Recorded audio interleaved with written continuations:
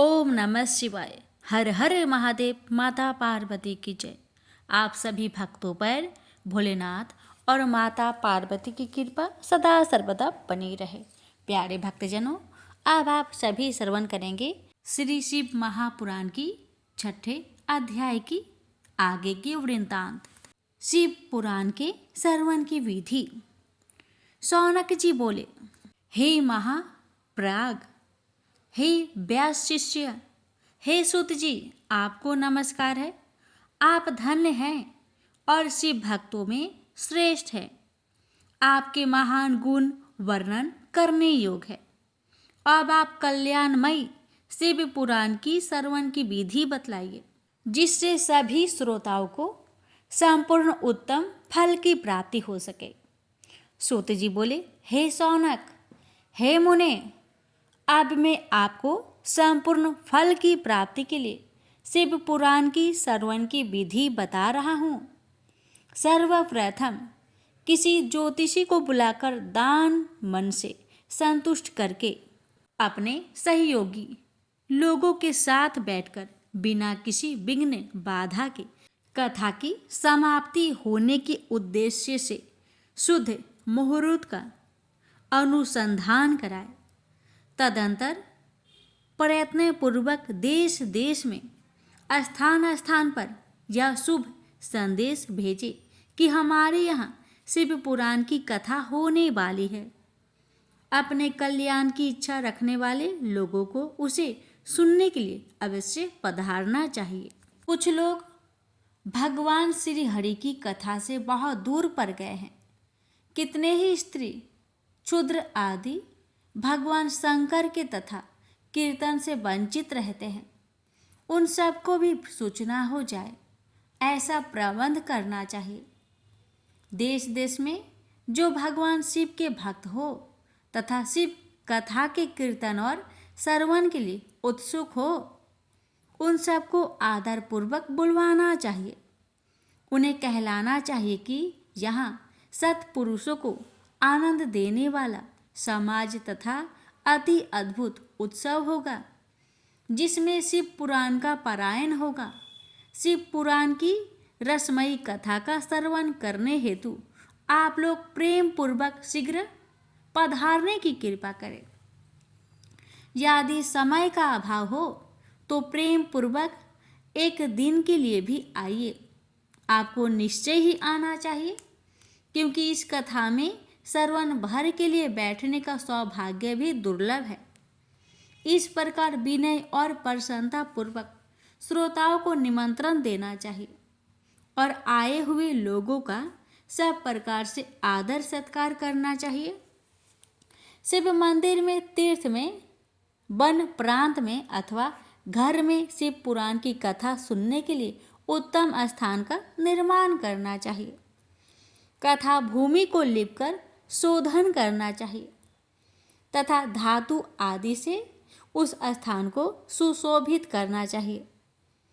महोत्सव के साथ साथ वहाँ अद्भुत तथा सुंदर व्यवस्था कर लेनी चाहिए। कथा के लिए अनुपयोगी घर के साज सामान को हटाकर घर के किसी एकांत कोने में सुरक्षित रख देना चाहिए। केले के खंभों से सुशोभित एक ऊंचा कथा मंडप तैयार कराएं। उसे सब और फल पुष्प आदि से सुंदर चंदोवे से अलंकृत करें और चारों ओर ध्वजा पताका लगाकर तरह तरह के सामानों से सजाकर सुंदर शोभा संपन्न बना दे। भगवान शिव के प्रति सब प्रकार से उत्तम भक्ति करनी चाहिए, क्योंकि वही सब तरह से आनंद का विधान करने वाली हैं। परमात्मा भगवान शंकर के लिए दिव्य आसन का निर्माण कराना चाहिए तथा कथा वाचक के लिए भी एक ऐसा दिव्य आसन बनाना चाहिए जो उनके लिए सुखद हो सके। हे मुने, नियम पूर्वक कथा सुनने वाले श्रोताओं के लिए भी यथायोग्य सुंदर स्थानों की व्यवस्था करनी चाहिए। अन्य लोगों के लिए भी सामान्य रूप से स्थान बनाने चाहिए। हे शौनक जी, विवाह उत्सव में जैसे उल्लास संपूर्ण मन स्थिति होती है, वैसे ही इस कथा उत्सव में रखनी चाहिए। सब प्रकार की दूसरी लौकिक चिंताओं को भूल जाना चाहिए। वक्ता उत्तर दिशा की ओर मुख करे तथा श्रोतागण पूर्व दिशा की ओर मुख करके पलथी माल कर बैठे। इस विषय में भी कोई विरोध नहीं है कि पूज्य के बीच पूर्व दिशा रहे अथवा वक्ता के सम्मुख श्रोताओं का मुख रहे, ऐसा कहा गया है। पौराणिक वक्ता व्यासान पर जब तक विराजमान रहे तब तक प्रसंग समाप्ति के पूर्व किसी को नमस्कार नहीं करना चाहिए। पुराण का विद्वान वक्ता चाहे बालक, युवा, वृद्ध, दरिद्र अथवा दुर्बल जैसा भी हो, पुण्य चाहने वालों के लिए सदा वंदनीय और पूज्य होता है। जिसके मुख से निकली हुई वाणी देहधारियों के लिए कामधेनु के समान अभिष्ट फल देने वाली होती है, उस पुराणवेता वक्ता के लिए प्रति तुच्छ बुद्धि कभी नहीं करनी चाहिए। संसार में जन्म तथा गुणों के कारण बहुत से गुरु होते हैं, परंतु उन सब में पुराणों का ज्ञाता विद्वान ही परम गुरु माना गया है।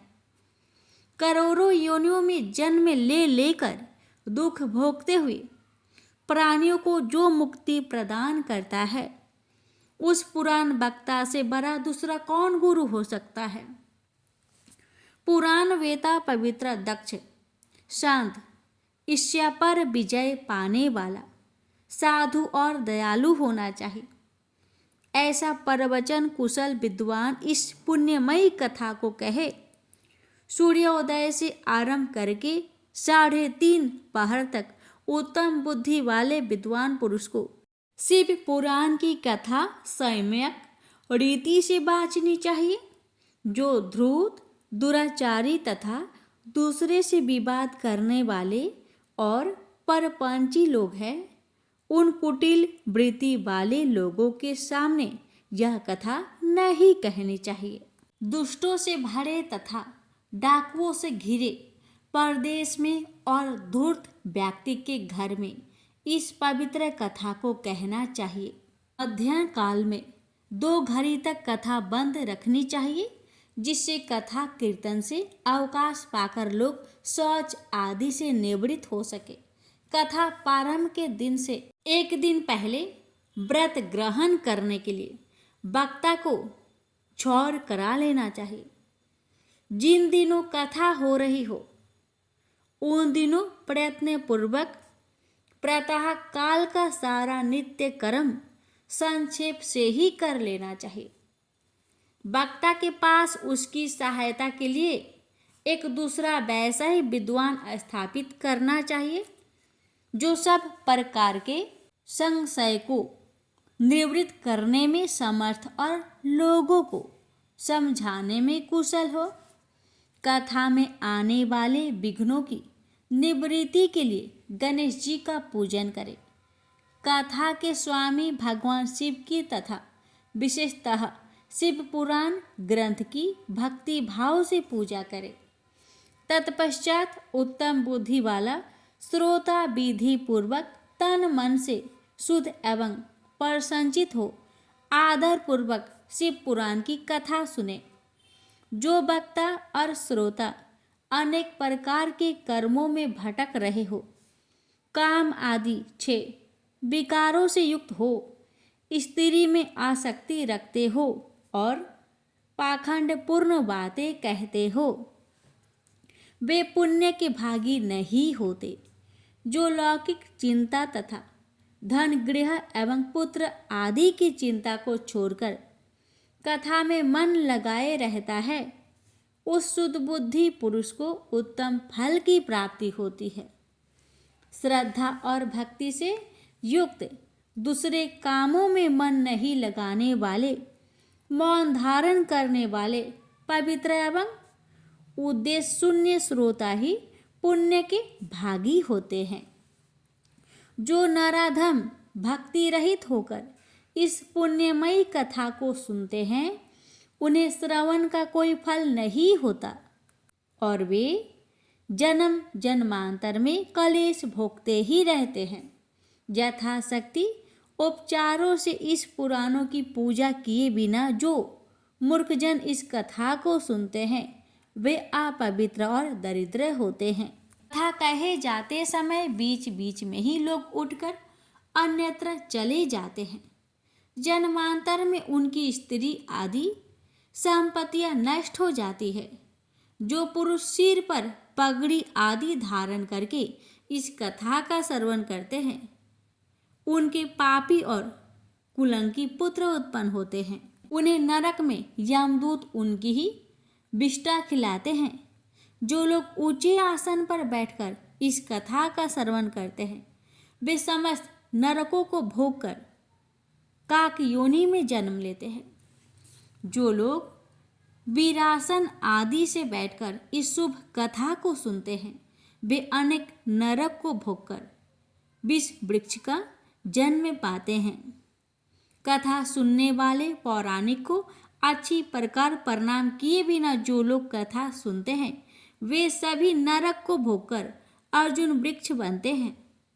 रोगयुक्त न होने पर भी जो लोग लेटकर यह कथा सुनते हैं वे सभी नरक को भोगकर अंत में अजगर आदि योनियों में जन्म लेते हैं।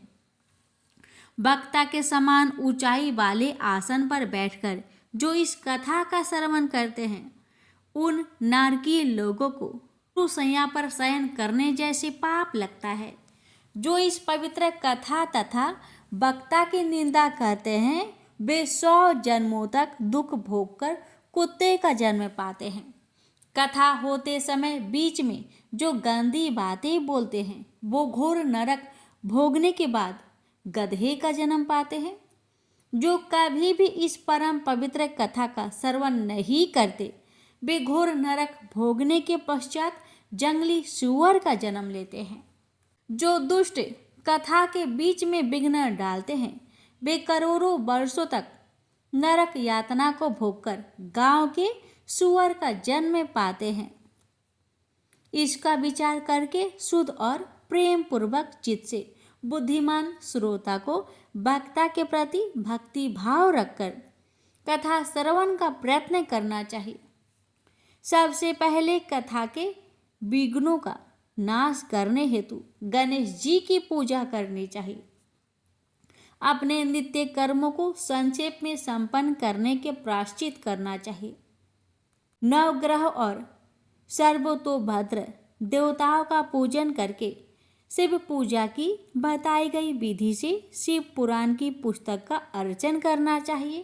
पूजन के अंत में विनम्र होकर बड़ी भक्ति के साथ दोनों हाथ जोड़कर साक्षात शिव स्वरूपिणी पुस्तक की इस प्रकार स्तुति करनी चाहिए। श्री शिव पुराण के रूप में आप प्रत्यक्ष सदा शिव हैं। हमने कथा सुनने के लिए आपको अंगीकार किया है। आप हम पर प्रसन्न हो। मेरा जो मन वांछित हो उसे आप कृपा पूर्वक संपन्न करें। मेरा यह कथा श्रवण निर्विघ्न रूप से सुसंपन्न हो। कर्म रूपी ग्रह से ग्रस्त शरीर वाले मुझे दिन का आप संसार सागर से उद्धार कीजिए। हे शंकर, मैं आपका दास हूँ। इस प्रकार साक्षात शिव स्वरूप इस शिव पुराण की दीनता पूर्वक स्तुति करके वक्ता की पूजा आरंभ करनी चाहिए। शिव पूजा की बताई गई विधि से पुष्प वस्त्र अलंकार धूप दीप आदि से वक्ता की पूजा करें। तदंतर शुद्ध चित्त से उनके सामने नियम ग्रहण करें और कथा समाप्ति प्रयत्न यथाशक्ति उसका प्रयत्न पूर्वक पालन करें। तत्पश्चात कथा वाचक व्यास की प्रार्थना करें। हे व्यास जी के समान ज्ञानी श्रेष्ठ शिव शास्त्र के मर्मज्ञ ब्राह्मण देवता, आप इस कथा के प्रकाश से मेरे अज्ञान का अंधकार को दूर करें। भक्ति पूर्वक 5 अथवा 1 ब्राह्मण का वरण करें और उनके द्वारा शिव पंचाक्षर मंत्र नमः शिवाय का जाप कराए। हे मुने, इस प्रकार मैंने भक्त श्रोताओं द्वारा भक्ति पूर्वक कथा श्रवण की उत्तम विधि आपको बता दी। अब आप और क्या सुनना चाहते हैं? श्री शिव महापुराण कथा अध्याय 6 यहीं पर समाप्त होता है। अब सुनिए शिव महापुराण की 7वां अध्याय। इस अध्याय में श्रवण करेंगे श्रोताओं की पालन करने योग्य नियमों का वर्णन। सौनक जी बोले, हे शिव भक्तों में श्रेष्ठ महाबुद्धिमान सूत जी, आप धन्य हैं जो कि आपने यह अद्भुत एवं कल्याणकारिणी कथा हमें सुनाई है। हे मुने, शिव पुराण की कथा सुनने के लिए व्रत धारण करने वाले लोगों को किन नियमों का पालन करना चाहिए, यह भी कृपा पूर्वक सबके कल्याण की दृष्टि से बतलाइए। सूत जी बोले, हे सौनक, अब शिव पुराण सुनने का व्रत लेने वाले पुरुषों के लिए जो नियम है उन्हें भक्ति पूर्वक सुनिए। नियम पूर्वक इस श्रेष्ठ कथा को सुनने से बिना किसी विघ्न बाधा के उत्तम फल की प्राप्ति होती है। दीक्षा से रहित लोगों का कथा श्रवण में अधिकार नहीं है। अतः मुने, कथा सुनने की इच्छा वाले सब लोगों को पहले वक्ता से दीक्षा ग्रहण करनी चाहिए। कथाव्रती को ब्रह्मचार्य से रहना, भूमि पर सोना, पतल में खाना और प्रतिदिन कथा समाप्त होने पर ही अन्न ग्रहण करना चाहिए। जिसमें शक्ति हो वह पुराण की समाप्ति तक उपवास करके शुद्धता पूर्वक भक्ति भाव से उत्तम शिव पुराण को सुने। घृत अथवा दूध पीकर सुखपूर्वक कथा श्रवण करे अथवा फलहार करके अथवा एक ही समय भोजन करके इसे सुनना चाहिए। इस कथा का व्रत लेने वाले पुरुष को प्रतिदिन एक ही बार हविष्यान्न भोजन करना चाहिए। जिस प्रकार से कथा श्रवण का नियम सुखपूर्वक पालित हो सके वैसे ही करना चाहिए। कथा श्रवण में विघ्न उत्पन्न करने वाली उपवास की तुलना में तुम्हें कथा श्रवण में शक्ति प्रदान करने वाले भोजन को ही अच्छा समझता हूँ। गरिष्ठ अन्न, दाल, जला अन्न, सेम, मसूर, भाव दूषित तथा बासी अन्न को खाकर कथाव्रती पुरुष कभी कथा को ना सुने। कथाव्रती को बैगन, तरबूज, चिचिड़ा, मूली, कोहरा, प्याज, नारियल का मूल तथा अन्य कंद मूल का त्याग करना चाहिए। जिसने कथा का व्रत ले रखा हो वह पुरुष प्याज, लहसुन, हिंग, गाजर, मादक वस्तु तथा आमिष कहीं जाने वाली वस्तुओं को त्याग दे। कथा का व्रत लेने वाला जो पुरुष है उसे काम, क्रोध आदि 6 विकारों, ब्राह्मणों की निंदा तथा पतिव्रता और साधु संतों की निंदा का त्याग कर देना चाहिए। कथा श्रवण का व्रत धारण करने वाला व्यक्ति रजवाला स्त्री को ना देखे, पतित मनुष्यों को कथा की बात ना सुनाए, ब्राह्मणों से देश रखने वालों और वेद बहिष्कृत मनुष्यों के साथ संभाषण ना करे।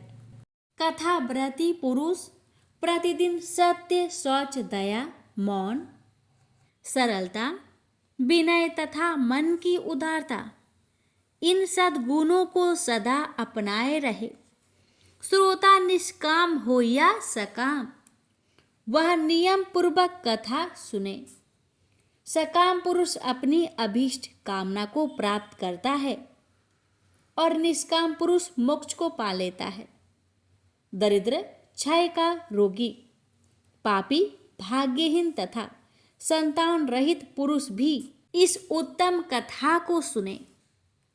काकबंध्या आदि जो 7 प्रकार की दुष्टा स्त्रियां है तथा जिस स्त्री का गर्भ गिर जाता हो, इन सभी को शिव पुराण की उत्तम कथा सुननी चाहिए। हे मुने, स्त्री हो या पुरुष, सबको यत्न पूर्वक विधि विधान से शिव पुराण की उत्तम कथा सुननी चाहिए। इस शिव पुराण के कथा पारायण के दिनों को अत्यंत उत्तम और करोड़ों यज्ञों के समान पवित्र मानना चाहिए। इस श्रेष्ठ दिनों में विधि पूर्वक जो थोड़ी सी भी वस्तु दान की जाती है, उसका अक्षय फल मिलता है। इस प्रकार व्रत धारण करके, इस परम श्रेष्ठ कथा का श्रवण करके आनंद पूर्वक श्रीमान पुरुष को इसका उद्यापन करना चाहिए। इसके उद्यापन की विधि शिव चतुर्दशी के उद्यापन के समान है। अतः यह बताए गए फल की आकांक्षा वाले धनाढ्य लोगों को उसी प्रकार से उद्यापन करना चाहिए। अल्प विपत्ति वाले भक्ति के लिए प्राय उद्यापन की आवश्यकता नहीं है। वे तो कथा श्रवण मात्र से पवित्र हो जाते हैं। शिव जी के निष्काम भक्त तो शिव स्वरूप ही होते हैं। हे महर्षि, इस प्रकार शिव पुराण की कथा के पाठ एवं श्रवण संबंधी यज्ञ उत्सव की समाप्ति होने पर श्रोताओं को भक्ति एवं प्रयत्न पूर्वक भगवान शिव की पूजा की भांति पुराण पुस्तक की भी पूजा करनी चाहिए। तदंतर विधि पूर्वक वक्ता का भी पूजन करना चाहिए। पुस्तक को आच्छादित करने के लिए नवीन एवं सुंदर बस्ता बनाए और उसे बांधने के लिए ढिंड एवं दिव्य सूत्र लगाए, फिर उसका विधिवत पूजन करें। पुराण के लिए जो लोग नया वस्त्र और सूत्र है, वे जन्म जन्मांतर में भोग और ज्ञान से संपन्न होते हैं। कथावाचक को अनेक प्रकार के बहुमूल्य पदार्थ देने चाहिए और उत्तम वस्त्र, आभूषण और सुंदर पात्र आदि विशेष रूप से देने चाहिए। पुराण के आसन रूप में जो लोग कंबल, मृग चर्म वस्त्र, चौकी, तख्ता आदि प्रदान करते हैं, वे स्वर्ग प्राप्त करके यथेच्छ सुखों का उपभोग कर पुनः कल्प प्रत्न ब्रह्मलोक में रहकर अंत में शिवलोक को प्राप्त करते हैं। मुनिश्रेष्ठ, इस प्रकार महान उत्सव के साथ पुस्तक और वक्ता की विधि पूर्वक पूजा करके वक्ता की सहायता के लिए स्थापित किए गए पंडित का भी उसी के अनुसार उससे कुछ ही कम धन आदि द्वारा सत्कार करे। वहां आए हुए ब्राह्मण को अन्य धन आदि का दान करे, साथ ही गीत, वाद्य और नृत्य आदि के द्वारा महान उत्सव करे।